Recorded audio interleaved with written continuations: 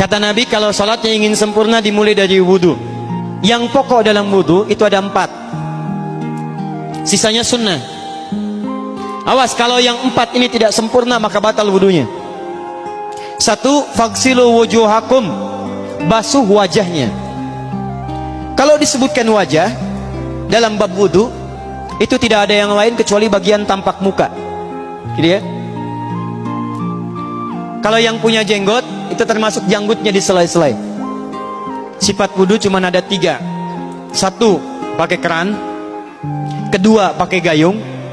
3, air yang mengalir. Ya, seperti di sungai ada air mengalir, itu nggak ada masalah. Tapi kalau menggunakan gayung atau semisalnya, Nabi itu diriwayatkan dalam hadis itu sangat menghemat air. Bahkan pernah beliau kemudian berwudu, kalau kita kemudian hitung, itu hanya sejumlah Pak, seaqua gelas Pak, cukup. Atau yang kedua, menggunakan keran ya. Kalau sekarang kita ada keran, contoh ini kerannya. Ya. Kerannya agak tinggi sedikit. Dan kita sesuaikan. Ambil airnya. Misal contoh, ghosala. Ghosala itu bukan ditumpahkan, ambil air, tumpahkan di tempat yang akan dibasuh gini. Yang telunjuk itu kemudian menghapus atau menghilangkan kotoran di sela-sela mata, contoh. Yang jempol menghilangkan kotoran di sela-sela telinga bagian belakang di sini. Ya. Kalau misalnya saya mulai ambil airnya, kemudian saya tumpahkan di sini, yang telunjuk membersihkan di jari-jari di sini, di sela-sela mata. Yang jempol kemudian membersihkan di sela-sela di bawah telinga sini. Kemudian selesai. 1. Tahan sebentar ya, ini praktek dulu sebentar. 2. Wa aidiakum ilal marafiq, ini yang sering keliru. Dan tangan sampai siku. Jadi saat kita mengambil air wudhu, ambil airnya, tumpahkan dari sini ilal marafiq sampai ke siku ke sini. Balikan lagi ke depan. Jadi bukan kerannya dibeginikan, sikunya dibeginikan, takut, bukan. Jadi bukan siku diteruskan ke bawah. Yang tepat itu ambil airnya, kemudian basuh dari sini sampai dengan ke sikunya. Hati-hati, ini ada maknanya.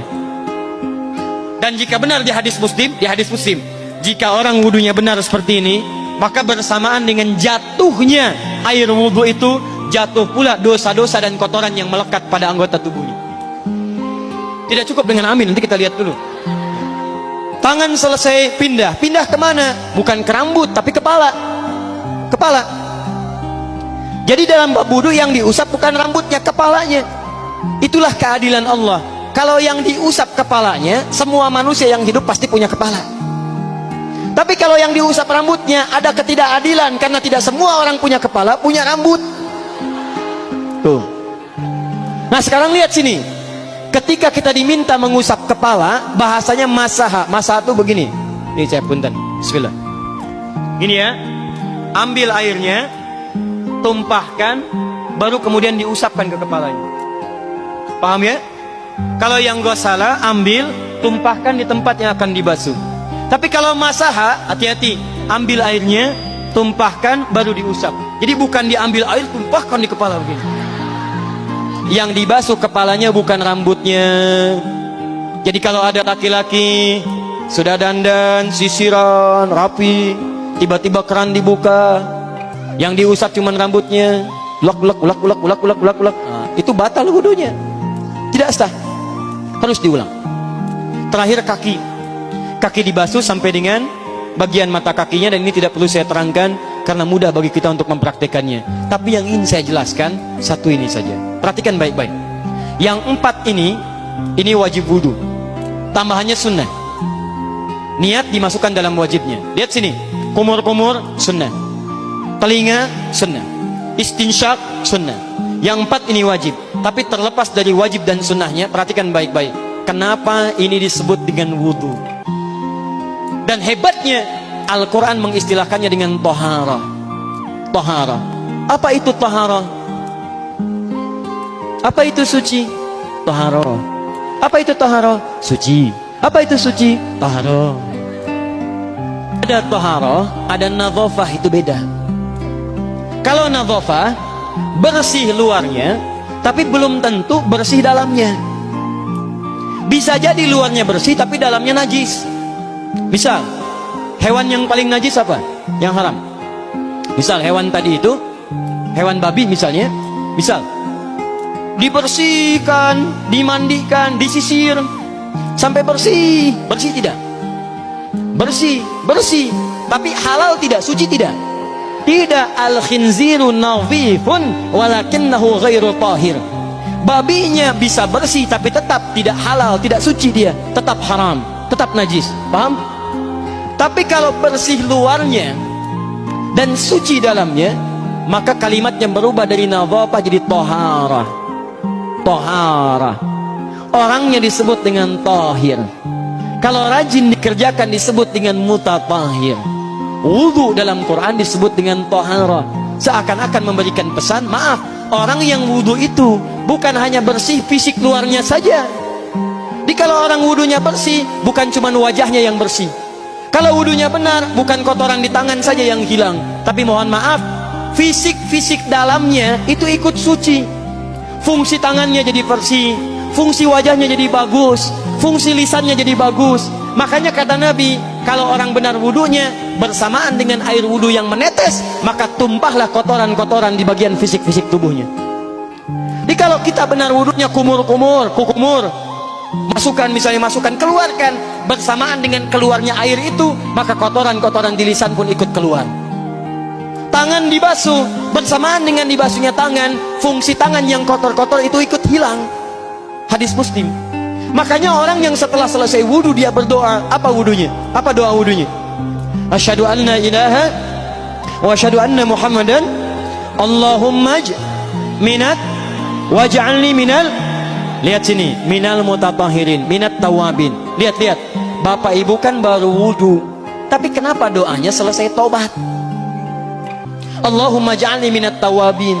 Ya Allah, jadikan saya termasuk orang tobat. Kita kan baru wudu, kenapa doanya baru selesai tobat? Sedangkan tobat itu mengakui kesalahan, menyesali kesalahan, dan berjanji meninggalkan yang salah, mengganti dengan yang baik-baik. Makanya kalau orang wudunya benar itu, begitu dia kumur-kumur, dia ingat kesalahan apa yang dikerjakan oleh lisan ini. Jadi begitu kemudian ditumpahkan airnya, hilang kotorannya. Maaf, yang suka mencela wudu, selesai wudu tidak akan mencela lagi karena tobat dari celaan.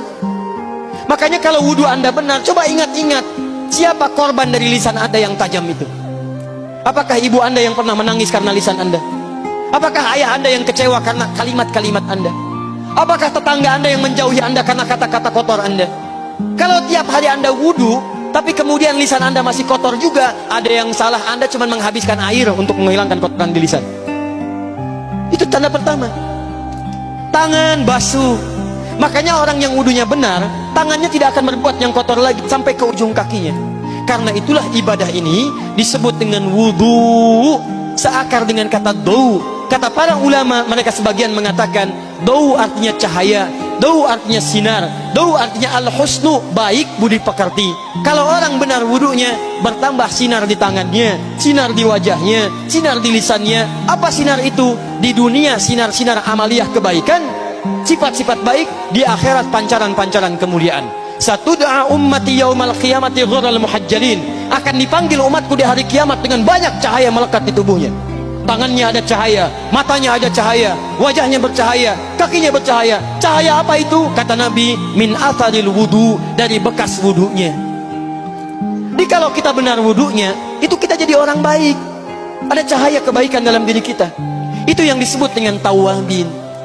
Makanya kalau bapak ibu tiap hari wudu, Allahumma ja'alni minat tawabin, tapi mulut tidak tobat, tangan tidak tobat, kaki tidak tobat, ada yang salah dengan wudunya. Waj'alni minal mutatahhirin, jadikan saya orang bersih dan suci. Jadi kalau selesai wudu, pakaian bersih, wajah bersih, tangan bersih. Ini pakaian bersih, pakai jas, pakai dasi, tapi tangan tidak bersih, korupsi juga, mencuri juga, menipu juga, ada yang salah dalam wudunya. Kalau kita bisa mengerjakan wudu ini dengan baik, maka naik status kita. Disebut sebagai, langsung oleh Al-Quran, disebut hamba yang dicintai oleh Allah Subhanahu wa ta'ala.